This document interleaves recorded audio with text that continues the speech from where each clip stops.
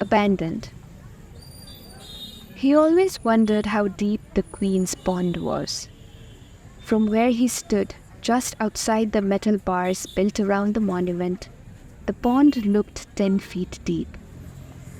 When he turned to Tuldai to fulfill his curiosity, the old man always scratched his pot belly before giving an answer, as though all the secrets lay in his thick paunch. "Probably up to here," Tuldai said, and touched his knees with the back of his palms. "Is that 10 feet?" he asked. "No, you ass. If this is 10 feet, then I am 100-foot man," Tuldai gurgled a laugh. Wasn't he? He thought. From the way he had to lean his head backwards to look at the old man's face, he thought he was at least that, if not more. He had heard of the legend of the Queen's Pond, was fascinated by it. The pond had been built by a king for his bereft wife who mourned the loss of his son. He had called it Rani Pokhari for a reason. The king had built a small temple in the middle of the pond which could be reached by a narrow bridge from one of the sides. Maybe the king wanted his queen to reminisce his son in the presence of the gods. Maybe he didn't want her to take sorrow when she reached her death. But she did anyways.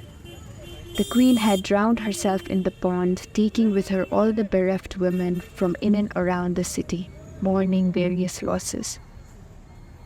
Since then, the doors to the pond remained locked. Apparently, the pond thirsted for sorrowful women. If a woman looked at it long enough, she would have no choice but to succumb to the deadly depths. He believed that's how his own mother had died as well.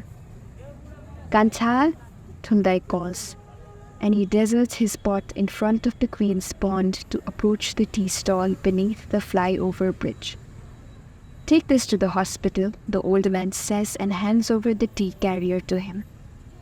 As he grabs the metal handle, the steam from the scalding milk tea burns his hands, but he doesn't flinch. He jumps on the one-way road and runs in between the speeding cars and motorbikes to make his way to the opposite building. He goes to the help desk with paper and people strewn all over. "Here's the warm tea," he chants. He waits as different hands grab the glasses. Different mouths sip the beverage in between the talks. While he waits, he looks around the hospital's waiting room. He sees that people entering the building look sad, while those that are walking out look happy. He thinks of the Queen's legend again. How stupid that king was. If his queen was sad, why didn't he just take her to the hospital? He scoffs and shakes his head as he grabs the empty glasses from the desk. "Here, Kanta." A guy hands him a 100-rupee note and he sprints back the way he came. Across the road, he gives the money to Tuldai, who then pushes it under his cushioned seat for safekeeping. He then takes the glasses to the tap. Even while he's washing, his eyes don't stray away from the pond. Many a times, Tuldai had knuckled him on his head if he forgot to scrub the dishes properly while staring into the pond, where he could swear he saw a woman's body floating. "All that witches' stories are corrupting your brain," Tuldai yelled when that happened. But he paid no heed to such words, because he knew that once the evening fell upon them and Tuldai moved around to lock the shutters, he would go and stand in front of the old man, palms open, waiting. The old man would sigh and thump a 10-rupee note on his palm. He would smile and, without a word, run along the bars of the pond towards its locked main gate. There, the witch would be waiting for him. He would hand over the note to her, as would a few others, and they would sit, cross-legged, right there on the street in front of her.